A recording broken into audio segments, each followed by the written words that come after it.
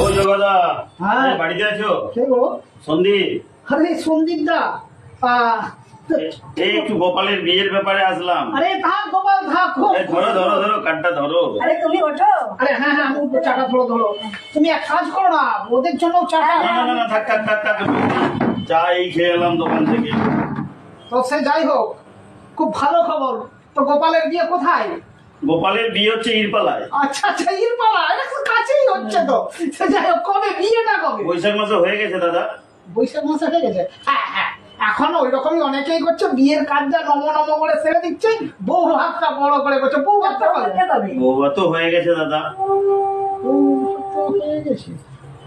সে কি গো, হ্যাঁ। বউ ভাত হয়ে গেছে, বিয়ে হয়ে গেছে, তাহলে ওরা কি করতে আসছে? দাদার নামে কার্ডটা লেখা, তাই কেন টাকা দিয়ে কিনেছি, পড়ে থাকবে। গোপালকে বললাম আমি ওইদিকে রথতলার দিকে যাচ্ছি, দাদাকে একটু কার্ডটা দিয়ে দিতে। দাদা কেন রাগ করবে?